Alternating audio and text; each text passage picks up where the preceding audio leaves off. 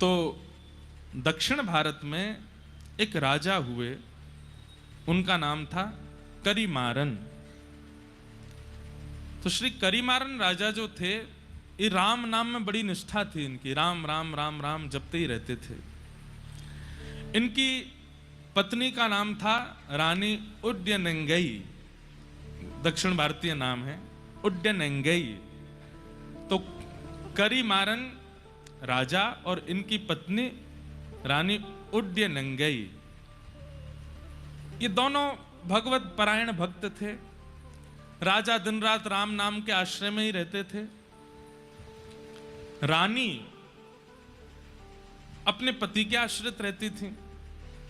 एक दिन दोनों राजा और रानी कहीं जा रहे थे मार्ग में, तभी आपको शंख चक्र गदा पद्मधारी श्रीमन नारायण भगवान का एक सुंदर मंदिर दिखाई दिया।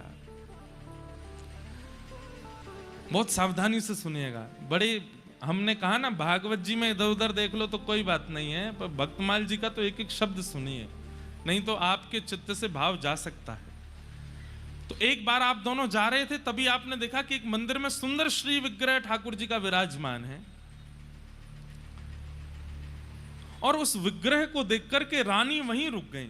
राजा तो दंडवत करने लगे, प्रणाम करने पर रानी के नेत्र खुले रह गए। ठाकुर जी का रूप लावण्य देख करके, रूप देख करके, स्वरूप देख करके रानी नेत्र झपकना भूल गई। राजा ने कहा, देवी क्या हुआ? रूप देखिए कितने सुंदर हैं ठाकुर जी।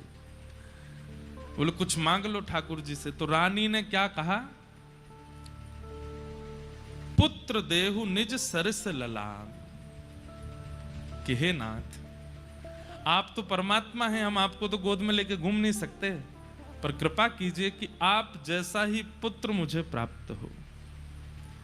आप जैसे रूप हैं, आपके जैसी भुजाएं हैं, आपका जैसा स्वरूप है, ऐसा ही पुत्र मेरे जीवन में आ जाए जिसको मैं गोद में खिला सकूं। ठाकुर जी से पुत्र की याचना इतने भाव से की थी कि रात्रि के समय जब राजा रानी दोनों सोने के लिए गए, तो रानी के स्वप्न में ठाकुर जी प्रकट हो गए, और प्रकट होकर के कहा कि आज आपने इतनी भावना से, आपके शब्दों में इतनी याचना थी, इतनी करुणा थी कि मैं देने से स्वयं को रोक नहीं पा रहा हूं। इसलिए मैं अपने नित्य पार्षद, जो बिल्कुल मेरे जैसे ही हैं, श्री विश्वक्सेन जी महाराज को आपके गर्भ में भेज रहा हूं। वे आपके गर्भ में आएंगे और आप उनको स्वीकार कीजिएगा।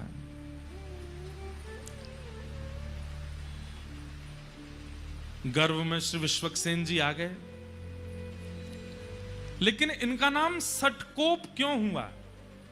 पृथ्वी पर आते इनका नाम सटकोप क्यों पड़ा? उसके पीछे इतनी सुंदर कथा है।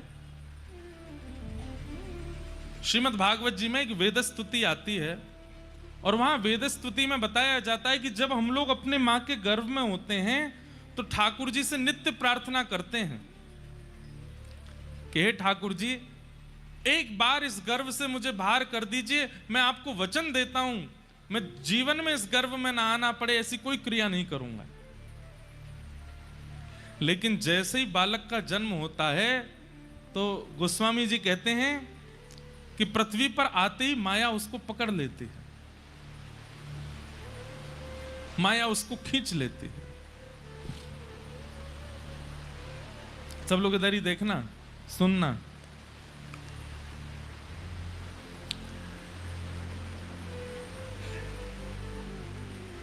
भूमि परत बा डाबर पानी, जनु जी वही माया लपटानी।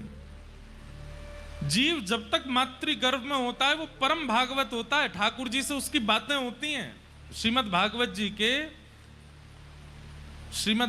जी के कपिल देवूति संवाद में इस बात का प्रस्तुतिकरण है कि उसकी ठाकुर जी से चर्चा होती है। लेकिन जैसे ही उसका जन्म होता है, माया उसको ऐसे पकड़ती है, संसार उसको ऐसे पकड़ने लगता है कि फिर वो धीरे धीरे ठाकुर जी से जितनी उसकी चर्चा हुई सब भूल जाता है। लेकिन विश्वक्सेन जी महाराज जी के साथ ऐसा नहीं हुआ। आपका जैसे ही जन्म हुआ, तो जन्म लेने के अगले क्षण ही जैसे ही माया आपके ऊपर आक्रमण करने के लिए आई, तो एक तो होता है बालक रोता है, जन्म लेते ही रोता है, पर आपने रुदन ना करते हुए उस सठ माया के ऊपर कोप किया। बालक जन्म लेते गुस्सा करता है, वो जन्म लेते क्रोध किया और माया को सतर्क कर दिया कि सावधान हो जाओ, मुझ पर आक्रमण मत करना, मेरे पास मत आना, मेरे समीप आने की कोई जरूरत नहीं है। तभी इनका नाम पड़ गया सठ कोप। सठ माया के ऊपर जिन्होंने कोप किया, ऐसे श्री सठकोप जी महाराज, ये हमारे आचार्य चरण हुए। और भैया देखो, जल अगर आप पे गिर जाए ना, तो हम एक बात कहते हैं, कथा में ये इधर उधर की जो गतिविधि, प्राकृतिक गतिविधि होती हैं, ये इसलिए होती हैं ठाकुर जी आते हैं कथा में, तो वो ऐसे नहीं आते, ऐसे करके आते हैं। लाइट चली जाना, पंखा बंद हो जाना, वाह।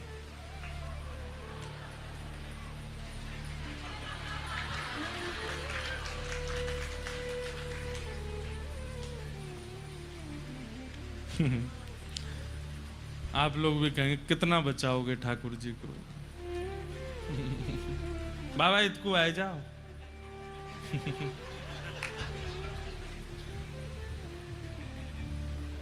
क्या बता रहा था मैं? हाँ, तो आपका नाम सठकोप क्यों पड़ा? क्योंकि सठ माया के आते ही आपने उसके ऊपर कोप किया और उसको कह दिया, संसारी जीवों पर अपनी माया चलाना, मेरे ऊपर तुम्हारा आक्रमण नहीं हो सकता। इसलिए आपका नाम सठकोप हुआ। सठकोप जी का जन्म हुआ, पर जन्म लेते ही इन्होंने अपनी माता जी का दुग्धपान भी नहीं किया। 10 दिन तक दुग्धपान नहीं किया। और जब 10 दिन तक दुग्धपान नहीं किया तो माताजी पिताजी बड़े चिंतित हो गए। खूब चेष्टाएं की, खूब याचनाएं की, खूब नियम बनाने का प्रयास किया, लेकिन नहीं पिया दुग्ध। तो माता पिता ने सोचा कि शायद ये बालक जीवित नहीं है, कोई चेष्टा कर नहीं रहा है। तो श्री सठकोप जी को एक पास के मंदिर के एक इमली का वृक्ष था, वहीं नीचे लिटा करके माता पिता वहां से निकल गए। वो तो यही चाह रहे थे, माया में फंसने थोड़ी आए हैं, वो तो जीव उद्धार करने के लिए आए, हम लोगों के कल्याण के लिए आए हैं। इमली के वृक्ष के नीचे ही आप रहे। अब आप विचार करिए कितने दिन रहे होंगे वहां। 13 वर्ष तक वहीं रहे। जन्म लेने के 10 दिन बाद से लेके 13 वर्ष तक वहीं बैठ करके आप हरि शरणागति, हरि भजन करते रहे, हरि स्मृति करते रहे। दूसरी भाव, हमारे श्री वैष्णव संप्रदाय में श्री सठकोप स्वामी जी ऐसे महापुरुष हुए जो कि श्री किशोरी जी के भाव से युक्त थे, श्री राधा रानी के भाव से। आप निरंतर श्री राधा रानी के भाव में ही निमग्न रहते थे, किशोरी जी का स्मरण करते रहते थे। ऐसा कहते हैं कि आपके जो पद हैं वो विशेष रूप से या तो संस्कृत में होंगे या दक्षिणी भाषा में हैं, इसलिए उनका भाव तो गा पाना मेरे लिए मुश्किल था। तो हमने पिछले साल जो लोग कथा में आए थे उनको पता होगा, हमने कहा था कि अपने रामानुज संप्रदाय में पद हम निवेदित करेंगे अपने आचार्यों को लिख करके। तो आज एक पहला पद लिखा है हमने अपने संप्रदाय के आचार्यों के लिए।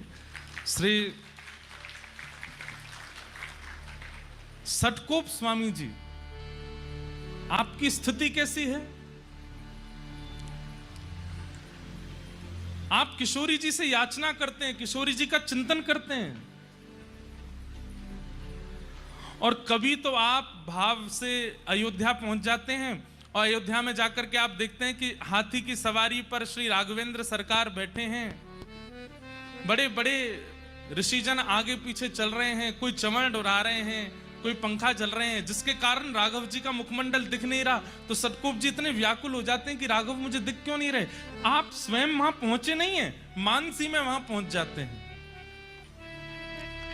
तभी आप विचार करते हैं कि अयोध्या के तो राजा हैं, ये राजा तो आसानी से मिलते नहीं हैं, लाला के पास चलो। तो तुरंत मानसी में ही आप वृंदावन पहुंच जाते हैं और वृंदावन जाकर के आप लाला का स्मरण करते हैं। तभी आप क्या देखते हैं अपनी मानसी में? एक गोपी खूब सारी गैयान को गोबर एक पात्र में भर के थाड़ी है। वैसे तो नित्य गोबर उठा लेती है, लेकिन आज उसको पता चल गया है कि इसी मार्ग से श्याम सुंदर आने वाले हैं। तो मन में विचार कर रही है कि मैंने कछु ऐसा नाटक करूं कि लाला को मेरे पास आनो पड़े। तो नीचे परात रखी है गोबर की और वहां में हाथ लगाए करके ऐसे, अरे ये तो बड़ो भारी है, मोते तो उठो ही नहीं रहो, अरे कोई नेक आए के या को उचवाए दो या को नेक उठवाए दो। सतगोप स्वामी जी के मानसी में ये चिंतन होता है। इतने में ही दूर गैया चराते हुए आ रहे श्याम सुंदर, उनको देख करके तो वो गोपी और नाटक करती है, ऐसे उठाते उठाते गिर जाती है। अरे ये तो बड़ा भारी है, आज तो कोई मेरी मदद करे ही ना रो, या को कौन उछवाए को। इतने में ठाकुर जी आए, बोले मैं उछवाए दूं। तो गोपी तो है 80 वर्ष की और लाला है 5 वर्ष को, नहीं 100। ठाकुर जी कह रहे हैं मैं उछवाए दूं। सतगोप स्वामी जी दूर खड़े खड़े देख रहे हैं और तभी गोपी के हाँ लाला उछवाए दे। तो ठाकुर जी भुजा लगा करके उसमें प्रयास कर रहे हैं उठवाने का, और गोपी से तो उठता बनता है, वो तो जानबूझ के नाटक कर रही है। तो जैसे ही ठाकुर जी ने हाथ लगाया तो गोपी ऐसे उठाने लगी। इतने में ठाकुर जी मन में विचार किए, मैंने तो जोर ही ना लगाया, हुए उठ कैसे गए हो। ठाकुर जी समझ गए, बोले ओहो जे गोपी नाटक कर रही है मेरे आगे। सो ठाकुर जी ऐसे करते करते, अब वो गोपी देख रही है ठाकुर जी की और चाह रही है गोबर का भाव, और दूर खड़े सतगोप स्वामी जी मानसी में दर्शन कर रहे हैं। और जैसे उचाते उचाते नेक ऊपर लाई तो इतने में ठाकुर जी उसको दिखा देते हैं, मैंने तो स्पर्श ही ना किया, अपने आप ही उठ रही है। जैसे ही उठाने लगे तो ठाकुर जी ठाड़े के बोले, हेरी गोपी तू नाटक क्या कर रही? तो गोपी ने सिर पर, मैंने तो नहीं किया नाटक। बोले अच्छा, मैंने तो जोर ही ना लगाया, या मैं फिर उच कैसे गई ऊपर तक? और दूसरी बात, मैंने जोर लगाया भी होगा तो तेरी कमर तक मेरे हाथ में वाते ऊपर कैसे चली गई जी? तो गोपी बोली नहीं नहीं वो तो ऐसे ही आ गई। बोले नहीं ना बता, ठाकुर जी ने वहां को एक हाथ पकड़ लिया। बोले मैं बता के जा, तो झूठ कैसे बोल रही यहाँ पे? सतगोप स्वामी जी के नेत्र सजल हो रहे हैं, अब क्या करेंगे ठाकुर जी? तो गोपी का हाथ छोड़ नहीं रहे, बोले मैं बता के जा। अब गोपी यही तो चाह रही थी, ये मुझसे बात करें, मेरे सामने खड़े हो, मेरा हाथ पकड़ लें। ठाकुर जी जब हल्ला मचाने लगे, मधुमंगल श्रीदामा जल्दी आओ, देखो जे गोपी कैसा नाटक करे।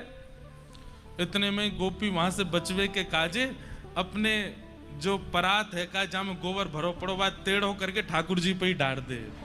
तो सिर से लेके नीचे तक ठाकुर जी गोबर में सन गए, और जैसे ही गोबर में सने तो हाथ छोड़ दिया, गोपी वहां से भाज गई। और श्री सतगोप स्वामी जी इस लीला का दर्शन करके चरणों में प्रणाम करते हैं। सोचिए, माया पर कोप किया उन्होंने, लेकिन भावना से कितने सरल हैं, मानसी से कितने निर्मल हैं। इसलिए आपका निजी नाम नम्मालवार, आपका प्रकट नाम तो है श्री सतगोप, पर हमारे जैसे यहां पे अष्ट सखा होते हैं ना उत्तर भारत में, ऐसे ही दक्षिण में ठाकुर जी के आलवार हैं, भक्तों को ही आलवार कहा गया। तो आप जो हैं वो नम्मालवार आपका नाम है। आलवारों में आप किशोरी जी के ध्यान में ही रहते, श्री जी के ध्यान में ही रहते। एक बार की बात है कि ऊखल बंधन लीला जो भागवत जी में आती है ना, मैया ने लाला बांध दियो, आप कथा सुन रहे थे और कथा में जैसी उखल बंधन लीला सुनी, सुनते ही मूर्छित हो गए। किस बात से मूर्छित हो गए? बोले मैया लाला से यूं कह गई, आज तो को रोटी नहीं मिलेगी, आज तो को मक्खन नहीं मिलेगा। तो मैया के इस कोप को ठाकुर जी कैसे ले रहे होंगे? ठाकुर जी कितने सरल हैं, कितने सहज हैं, कितने निर्मल, उन पर कोप कर रही है मैया। इस भावना को सोचकर के आप वहीं मूर्छित हो गए कि मैया ने लाला उखल में क्यों बांध दिए, इतने कोमल से लाला क्यों बांध दिए। बंधुओं, 1 घंटा, 1.5 घंटा, 2 घंटा की मूर्छा तो समझ आती है, 6 महीने तक नहीं उठे, मूर्छित ही रहे। लोग उठा करके ले गए, जल का छिड़काव किया, क्या नहीं किया, लेकिन आपकी ध्यान समाधि भावना ऐसी, बस नेत्रों से अश्रु गिरते जा रहे हैं और मूर्छावस्था में 6 महीने तक। फिर 6 महीने बाद किशोरी जी ने ललिता जी से आज्ञा की कि आप जाओ, और श्री ललिता जी आई और उन्होंने आकर के श्री सटकोप स्वामी जी को पुनः चेतना कराई। ऐसे हमारे रामानुज संप्रदाय के श्री सटकोप स्वामी जी महाराज। तो ये जब मैं कथा पढ़ रहा था तो मेरे मन में आई कि एक पद आज सबसे पहले हमारे आचार्य चरणों के लिए गा दें। हम तो ब्रजवासी हैं, और ब्रजवासी बिना पदन के तो रहमे ही ना है, आप सबन को पता है। तब मन में भाव आया कि एक पद हिंदी भाषा में अपने आचार्य चरण को प्रस्तुत कर देते। करी हूं कृपा कब श्यामा मुँह पे, करी हूं